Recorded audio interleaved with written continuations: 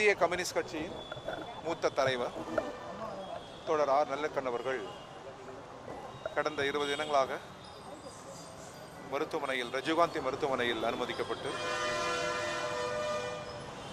மருத்துவர்களின் தீவிர கண்காணிப்பில் சிகிச்சையில் இருந்து வருகிறார். அவரது உடலை பார்ப்பதற்காக, அவரை பார்த்து அவரிடம் தேர்தல் சொல்வதற்காக தமிழக முதல்வர் அவர்கள் நலம் விசாரித்தார், உடல் நலங்களை கேட்டறிந்தார். தற்போதுள்ள சூழலில் அவரது உடல் பின்னடைவை சந்திக்கிறது. மருத்துவர்கள் போராடுகிறார்கள், ஆனாலும் பின்னடைந்து கொண்டே இருக்கிறது. அவர் உடல்நிலை பின்னடைந்து கொண்டே இருக்கிறது. மருத்துவர்கள் அவ்வப்போது இந்த தகவலை தெரிவித்துக் கொண்டே இருக்கிறார்கள். கட்சி தலைமைக்கும் உறவினர்களுக்கும் தெரிவித்துக் கொண்டே இருக்கிறார்கள்.